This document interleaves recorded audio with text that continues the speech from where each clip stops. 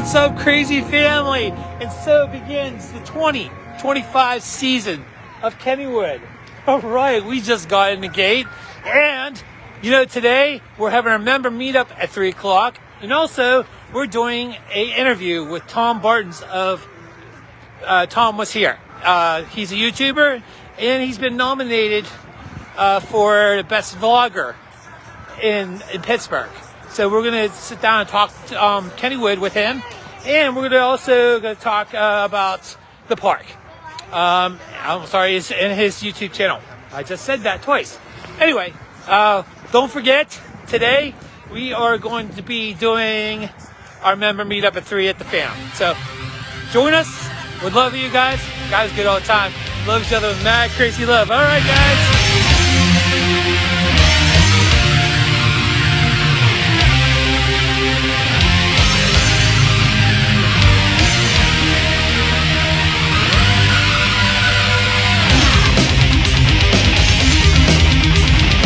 What's up, crazy family?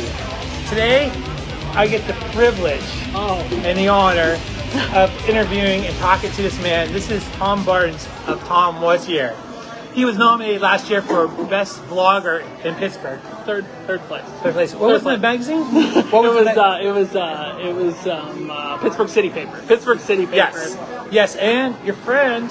Lost to that adventure guy. He was second place. Nick's such a good guy. We love him. We've had him on our Kennywood KRAZY, and we've interviewed him too. Yeah, and I ran into him earlier today. All of you who are interested, go back into our YouTube channel. You can watch that interview. Mm-hmm. But today, we've been playing phone tag for the last past year. A little bit off and on. We were going to sit down last year, and it didn't really happen. And that's okay, because I enjoy spending time with you, man. Anytime we first meet up, you know.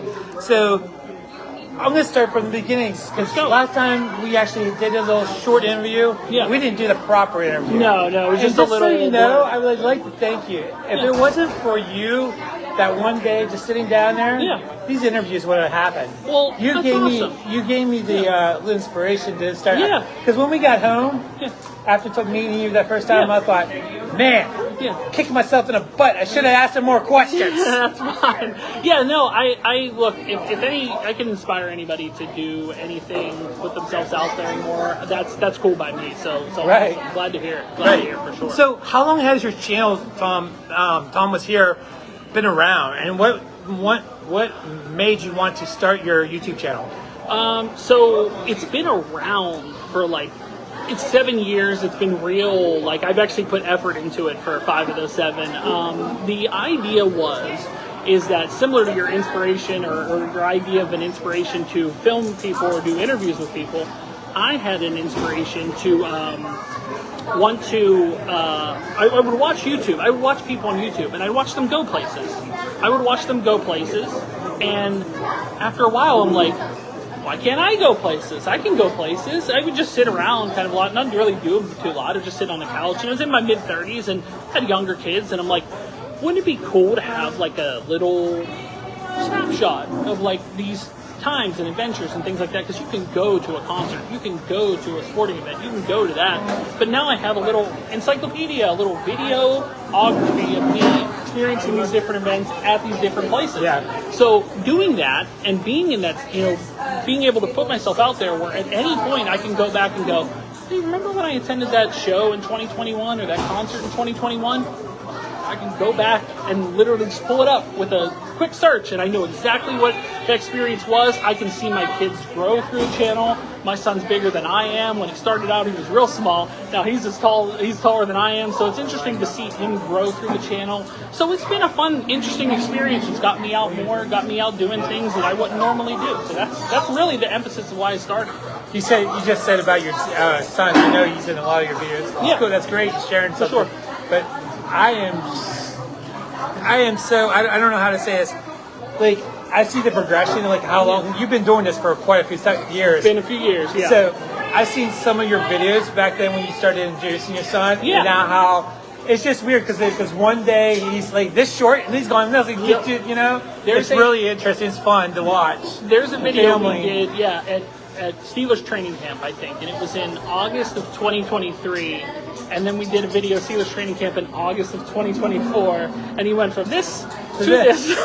Like it was just a complete jump of like a massive growth. So yeah, so it's cool to have that and have that ability that YouTube does provide versus other social media things where they do keep your stuff on file and you can access it for years to come. And YouTube I think is like the biggest social media platform or whatever. So barring any changes that I see, YouTube will be around for as long as it can be around. So as long as they have YouTube, I'll always have those memories and those keepsakes and those times and experiences that I've had. So for me is everything. Awesome. Yeah. Okay, so Tom, your channel is more of different types of interest, like vlogs and not always just Kennywood or amusement parks. You also like to critique the positives and negatives of that park when you do go. For sure. What was I? I wanted to commend you on on doing so, man. Because we also, for us, we also do that. And why do you feel it's critical or crucial for you to do that for your videos? So the idea, I guess, for anything is if you're paying money to go anywhere and you go to a place and all you hear from people is it's sunshine, rainbows, everything's happy, you don't pay a ton of money, all the rides work, everything's great, only to find out when you get there that you do pay a ton of money, that not all the rides work, that not everything's great. So in that circumstance, being able to tell people and give the park compliments when they've earned and give them criticisms when they've earned.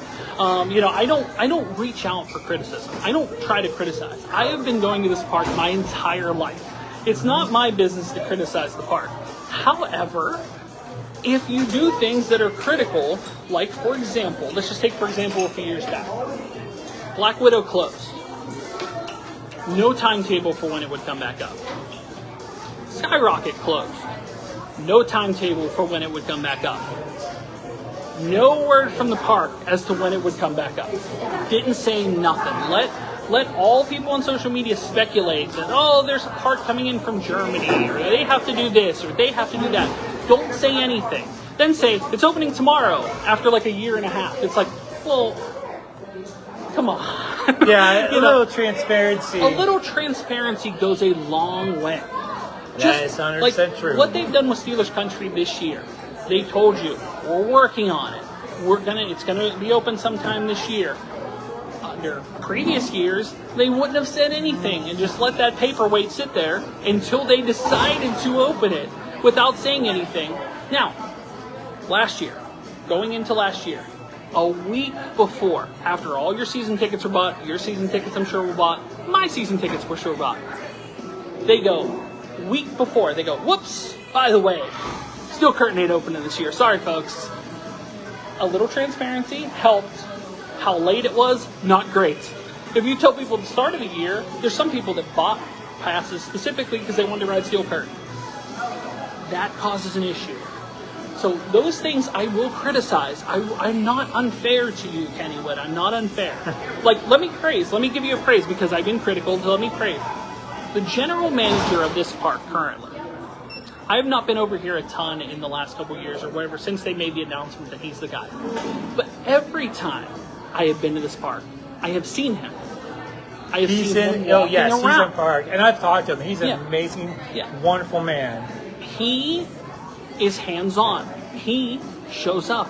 I appreciate someone that is willing to not just sit in their office or whatever and dictate what to do, that he's on the ground. He's seeing how stuff's running. I'm good with that. He can be that guy. I have full faith in that guy to handle the future of this. And it seems since he's taken over that a lot of things that he has done have been more transparent. And I'm good with that. Do that. Do that more often. That is a good thing. It goes a long way to not just, not for me, for everyone. For everyone. Because they want to be in a park where they see the general manager walking around and they go, oh, he cares. He wants to actually do stuff. So I'm fine with it. Yeah. So yeah, I mean, I think that He cares about the park. He Yeah. really does, and he's from this area, so he knows the park. That's another thing.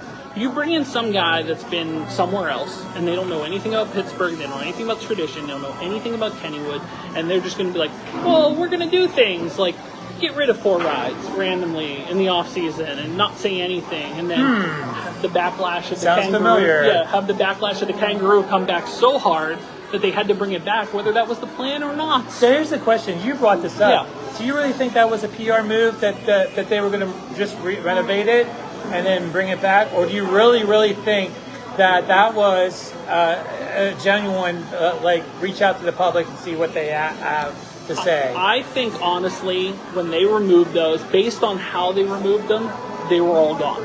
They were like, these are old, they cost too much to operate, get rid of them. Just get rid of them completely. And then they, as with most things, because a lot of companies walk back stuff, they went, right away. Because if there was a big bearing curve bounce back, and everybody's like, how dare you get rid of the bearing curve? The bearing curve would be here today. Yeah. That's my full confidence. So them getting rid of the kangaroo and having the kangaroo thing, and everybody went, no kangaroo, no. Listen, that's a staple of this park. Yeah, I rode the kangaroo with my grandparents. Yeah. I rode the kangaroo with my parents. I rode the kangaroo with my kids. My kids rode the kangaroo with my grandparents. This is a generational ride. It's not something that they can just remove randomly on a whim. Now, the volcano they replaced with Spinvasion, that stuff happens all the time. Nobody was pounding the table for the volcano. They might miss it, but they weren't pounding the table for it. Barren Curve, they still haven't replaced it. There's lockers over there now. So they still haven't replaced the Barren Curve. They haven't replaced the paratroopers. I'm looking at where the paratroopers are currently. Back there. Right there. I think there's a tree there. I can't ride the tree. You understand? I can't ride the tree. So I need something I can ride because, as mentioned, I've mentioned this in several videos, when you remove rides, you do not replace them. Those people have to go somewhere. So those all back up. They all back up. So if you're removing say there's 20 people in the Barren Curve line, okay? Those 20 people with Barren Curve not there have to go somewhere. Those 20 to 50 people that were in the paratrooper line have to go somewhere. All those rides are longer. All those lines, are longer. Then, wait a minute. What happens if a ride's down? Like Steel Curtain. All those hundreds of people have to go somewhere. They have to go in all the other lines. So food lines are longer, attraction lines are longer, versus you having something that dispels those lines. When Steel Curtain's back up, a lot of people will be over there. That will take away from, let's say you don't have an interest in Steel Curtain, you want to ride anything else, those lines will all be shorter because all those people will be over there. So don't get rid of rides with no plans to replace them unless you're replacing them with something that will draw a crowd. I 100% agree, brother. Yeah. 100%. And then I think there maybe was a long-term plan, but again, they are not transparent about that stuff. So that's why people will get upset. Let people know. I'm no general manager. Like I said, there's a PlayStation game called Theme Park. I ran my own theme park. That's the extent of my Me too. That's the extent of my knowledge. But what if you said, hey, we're removing these 4 rides, but we have a plan in place for future attractions or future things to replace these rides, or new exciting things are coming soon. Simple. Doesn't guarantee anything. Doesn't promise anything. Just literally says we have a plan. Have a plan. Because that whole thing of them just removing everything didn't feel like a plan. And when Kangaroo came back, let's say that was the move. Let's say the move was that they were going to bring back the Kangaroo always, but they teased it as they're going to get rid of it. And then when the public backlash comes in, it goes, no, we're replacing it. If that was the move all along, say we have something hopping your way, something new and exciting, something like that. That everybody go, oh, they're going to redo the Kangaroo. Yeah. But they don't say that. They say nothing. And that's the problem.